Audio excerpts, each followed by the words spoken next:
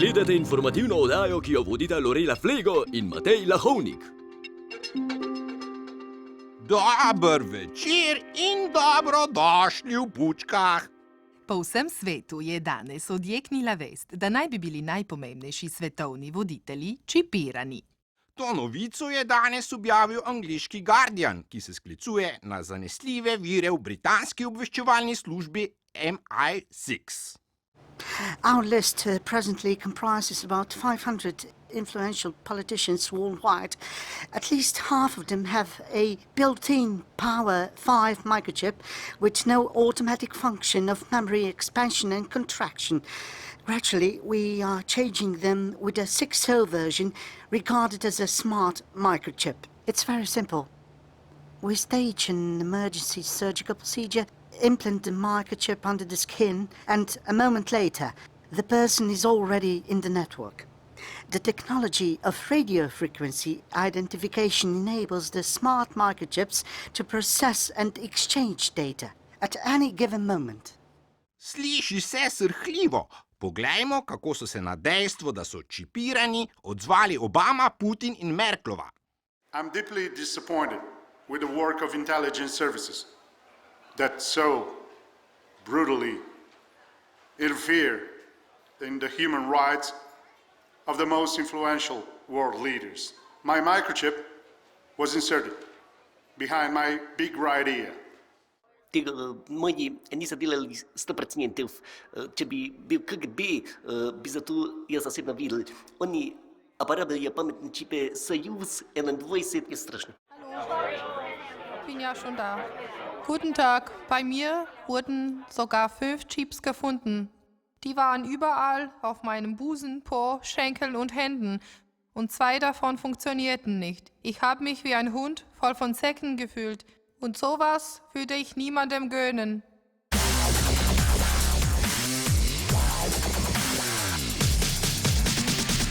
Na delovanje tujih tajnih služb seveda niso imuni niti naši politiki. Ali je med čipiranimi kdo od slovenskih politikov, sprašujem kolegico Latoja. Čau! Čau, Lorela! Tako je, dokopala sem se do strogo zaupnih dokumentov, ki razkrivajo marsikaj. V 90-ih letih prejšnjega stoletja so čipirali pokojnega doktorja Drnovška, takratnega predsednika Kučana, osamosvojitelja Janšo in večnega zunanjega ministra Rupla. Po letu 2005, ko so politikom začeli ustavljati različico Power 6, Kučan in Rupel očitno nista bila več zanimiva za tuje obveščevalce. Janši so ustavili pametnejši čip, prvič pa ga je dobil tudi Pahor. Toliko na kratko. Hvala, Latoja. Poglejmo, kaj na to pravijo naši kiborgi. Dejstvo je, da sem edini, ki so mu zamenjali star model. Kučanu ga niso. To čipiranje je dokaz, da sem dejansko edina stalnica v slovenski politiki in kot tak eden redkih, ki je zanimiv za tuje obveščevalne službe. Trenutno ni resnega politika v vzhodni Evropi, ki bi mu 2-krat ustavili čip. Jaz sem tem pisal v knjigi Negotovo življenje, ampak nisem hotel obešati tega na velik zvon zaradi varnosti države. Enkrat sem bil pri zdravniku, mislil sem, da imam žolčne kamne, pa nisem žolčne kamne, ampak je bil čip in seveda organizem ga očitno ni sprejel, jaz pa tudi ne. Hvala lepa. Tako je bilo zdaj, hvala lepa. Prav večer. To, da mi tuje tajne službe po letu 2010 niso zamenjali čipa, je po svoje razumljivo. Kot politik že dolgo nisem več aktiven in to tajne službe dobro vedo. To, da imam star model čipa, me niti toliko ne moti, bi pa ob tej priložnosti pozval imetnike čipov Power 5, da organiziram kakšen oldtimerski miting. V studiu zdaj pozdravljam čipiranega predsednika Boruta Pahorja. Dober večer. V kliničnem centru so vam danes odstranili Power 6. Kako se počutite? Počutim se dobro, hvala lepa. Kot politik sem ponosen, da sem se znašel v tako eminentni družbi top 500 čipiranih svetovnih voditeljev, kar je nenazadnje veliko priznanje tudi za Slovenijo. No, po drugi strani pa se kot človek počutim prizadetega in ranjenega. Ali morda veste, kdaj so vas čipirali? Težko rečem. Nazadnje sem bil v kliničnem centru zaradi vnetja srednjega ušesa. To je bilo leta 2011. Kaj pa predtem? A so vam morda kje v tujini opravili kak operativni poseg? So, ampak že davno. Na lepotni kliniki v Bologni so mi odstranili neko staro tetovažo na riti. Tatu ste imeli na riti, kaj pa, delfinčka? Ne, druže Tito, mi ti se kunemo. Kaj pravite na to, da so vas tajne službe kontrolirale kot psa? Priznam, da me je to razkritje popolnoma šokiralo. Niti v sanjah se nisem predstavljal, da smo že tako daleč. Grozljivo, ne? Hvala za pojasnila, gospod predsednik. Hvala tudi vam, I love you. Nameščanje implantatov pod kožo politikov ni nekaj novega. Kako in kdaj se je začelo s čipiranjem, smo povprašali našega največjega teoretika zarot, Miša Alkalaja z Instituta Jožef Štefan. Začelo se je s čipiranjem hišnih ljubljenčkov. Najprej je šlo zgolj za identifikacijo, kasneje pa so obveščevalne službe na živalih testirale novo generacijo čipov, s katerimi so lahko spremljali tudi njegovega lastnika. Ker s temi podatki niso imeli kaj početi, so razvili poseben pameten čip, ki je avtomatično procesiral podatke o gibanju, navadah in značaju psa. Zato se ne čudim, da danes na podoben način kontrolirajo globalno politiko.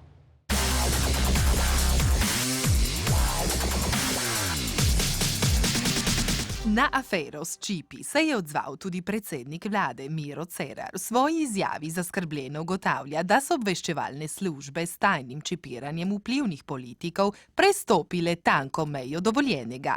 Med drugim je opozoril tudi na nemoč naših obveščevalnih služb. V Sloveniji smo od leta 90 pa vse do danes zamenjali 13 direktorjev Sove. Če k temu prištejemo še 12 direktorjev vojaške obveščevalne službe, ugotovimo, da se je v zadnjih 25 letih z varnostjo države ukvarjalo 25 civilnih in vojaških šefov. Mislim, da je to absolutni svetovni rekord. Pred ljubljanskim kliničnim centrom je zdaj z nami glavna sestra Salome. Pozdravljeni. Ali ste v vaši ustanovi po naročilu tajnih služb kdaj stavljali čipe našim politikom? Ja, na tem mestu lahko z veliko verjetnostjo potrdim, da kirurgi v kliničnem centru niso vstavljali nobenih nedovoljenih implantatov, kaj šele, da bi pacientom vstavljali čipe. Teh podatkov ni v nobeni kartoteki. Ja, je pa možno, da se je zgodilo, ne da bi bili s tem seznanjeni. Osebno močno dvomim, da bi naši kirurgi počeli kaj tako neetičnega. Hvala lepa. Politični komentatorji menijo, da je afera s čipi, kljub vsem dimenzijam tragičnosti, najbolj objektiven dokaz who is who v slovenski politiki. Za tuje obveščevalne službe sta zadnje desetletje zanimivale dva. Janša in Pahor, kralj in kraljica. Vsi ostali so le kmetje na šahovnici. Jaz sem mislil, da sem eden ključnih političnih akterjev v Sloveniji, pa očitno ni tako. Jaz moram reči, da sem kar malo razočaran nad tujimi obveščevalnimi službami, ker tako slabo poznajo razmere. Možno, da so me kontrolirali preko psa. Kaj naj rečem? Po eni strani sem vesel, da me niso čipirali, po drugi pa se sprašujem, kako to, da nisem nikoli zanimiv za tuje obveščevalne službe. Niti zdaj v tem mandatu, ko sem predsednik parlamentarne komisije za nadzor nad delom obveščevalnih služb. To se mi zdi skrajno čudno. Poglejmo še ostale novice. Po skoraj 1000 letih sta se na Kubi prvič srečala poglavarja rimskokatoliške in ruske pravoslavne cerkve, papež Frančišek in patriarh Kiril.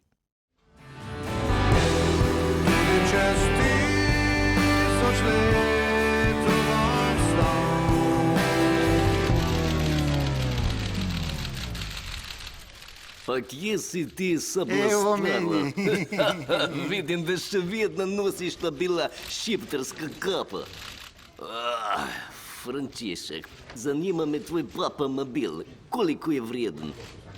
Izpod 50 jurjev ti ga ne dam.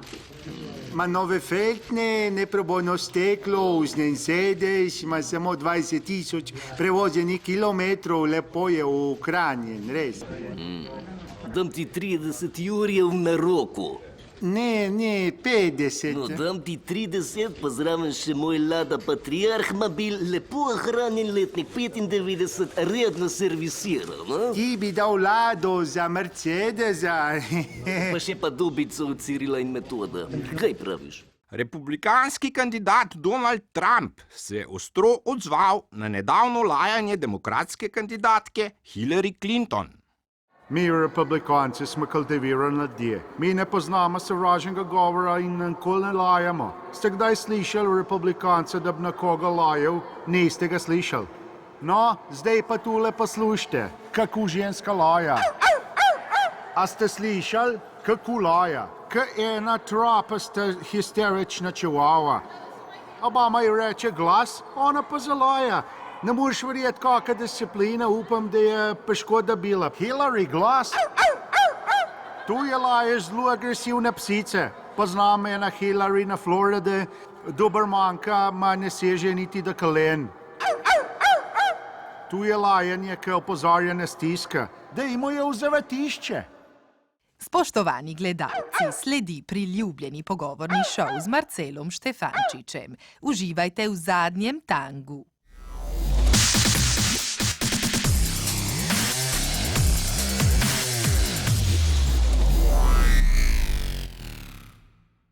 Spoštovani gospod predsednik, gospoda Nočkova, zakaj zaradi slabih rezultatov vedno zamenjajo trenerje, ne pa tudi igralce? Mi bo pojasnil selektor Srečko Katanec, živo. Dober večer. Ok, dej, prvo, a se vam zdi to fair, ne? Ne, seveda se mi ne zdi fair, sam tako je danes v nogometu, pa tudi v drugih športih. Ok, dobro, vi zagovarjate tezo, da bi bilo treba najprej zamenjati igralce, šele na to trenerja, ne? Ma definitivno sem tega si noben ne upam. Ampak dobro, zakaj si noben tega ne upa, ne? Ja, se vidiš vsak dan odleti, kakšen zdajle je na tapeti, recimo Van Gaal v Manchesteru. Ki bi ga zamenjal Mourinho nekje pred enim mesecem, odletel iz Chelsea, ne? Moj, tako, to je tako, imaš top 10 trenerjev, ki skozi kolobarjev med največjimi klubi. Ok, dobro, to mi je jasno, ampak kako se počuti trener v situaciji, ko ve, da so mu dnevi štetine? Ja, grozen se je počutiti, koga pa lahko narediš, zamenjaš 2-3 igrače, ki so ti problematični, pol ekipe, če je treba, sam kaj imaš na klopi, še v glavnem še slabše, o tistih na terenu ni izhoda, začaran krog. Ampak zakaj nimate v pogodbi odpovednega roka, recimo 30 dni, ne? Zakaj morate spokati takoj, ne? Ma kak odpovedni rok, ne?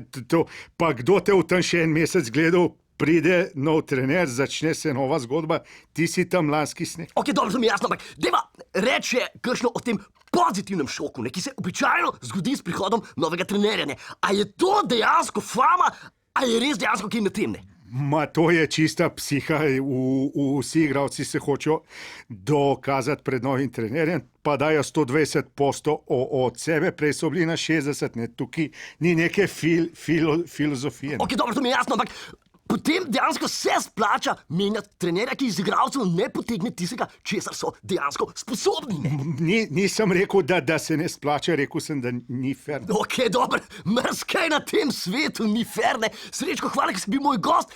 Spoštovane gledalke, spoštovani gledalci, mi pa se vidimo naslednji teden ob istem času na istem kanalu. Živijo, dio, thanks.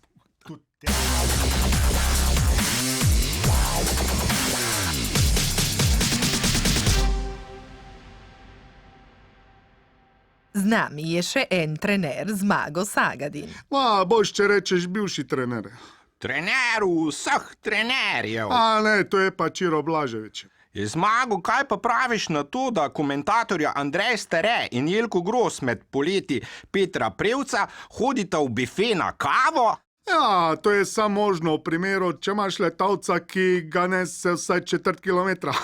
In pri Petru Prevcu si lahko prepričan, da bo vlekel do konca, no, to pa lahko traja. In tako sta si Andrej in Jelko na poletih v Vikersunu med dolgim finalnim poletom Petra Prevca privoščila enega takratkega. In sedaj vodilni po prvi seriji. Peter Prevc. Ja, tako je, Jelko. Naš junak. Za zmago. Potrebuje za zmago? 233. 232. Mala malica za našega Petra. Bomo videli, dajmo Peter! Greva na kavo, Jelko. Ja, To bo trajalo. Peter res je dolgo v zraku in sploh, če bo kaj piješ. Eno kavo pa. Ega takratnega za našega Petra šampiona. Tole jaz plačam. Ne, to bom jaz plačal, že prej si ti, Jelko. Tole jaz dam za našega Petra na zdravje. Ti barabin ti. No, da vidimo, Potem pa še nazaj, enega častiš. nazaj na tekmo Peter bo pristal, ne še v zraku, bo še pristal je. Podrsal je Peter Prevc. Ali bo to dovolj za zmago? No, razdalja je bila blizu rekorda skakalnice. Sedaj čakamo nadaljavo. 249 metrov. Skoraj da nov svetovni rekord. Bomo videli ocene, ki bodo slabe. Ja, ocene verjetno slabe. Tudi Peter čaka, ne? Bo dovolj, mislim, da bo dovolj za zmago je. Ja, Bravo, bo! Peter. Bo! Peter Prevc je Je zmagovalec. pa res, da je to eden redkih, ki so dobili to tekmo kljub pacu. Ja. Nogometaš Cristiano Ronaldo naj bi bil vpleten v nečedne posle na štadionu Santiago Bernabeu. Na zadnji tiskovni konferenci ga je ob živce spravil naš novinar Marjan Jerman. A ste vi ukradli žlebove iz štadiona, gospod Mirko? Benzema je kroni. Jaz sem samo Fiat vozil, neregistriran. Uno. Razumeš? Pa kje so zdaj te žleboji? Pri komu doma so? A so pri Modriću? A jih ima Florentino Perez na vikendu? Kje so? Ne pa vem. To ni res. Čist ven je padel. Slabo prenaša kritike. Zmago, hvala za nocoj. Za konec še malo družabne kronike. Slovenska demokratska stranka je praznovala 27. obletnico. Tam so bili vsi, ki v stranki trenutno kaj pomenijo. Živja. Ignoriraj ga en kao strani, ki skozi hod za mano, ne morem se ga sploh znebiti. A ni to včasih za... Ud modelov. Točen ta.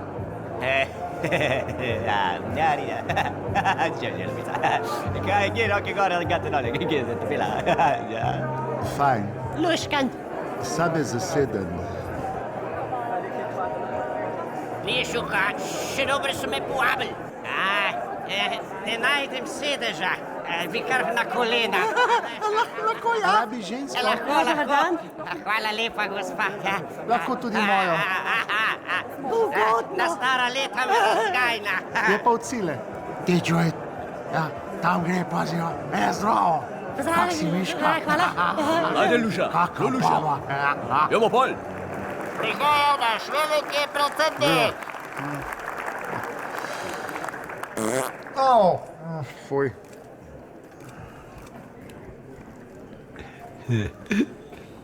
A vohaš, kaj se ga spustil?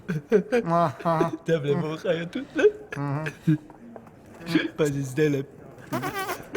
Dobro si ga spustil.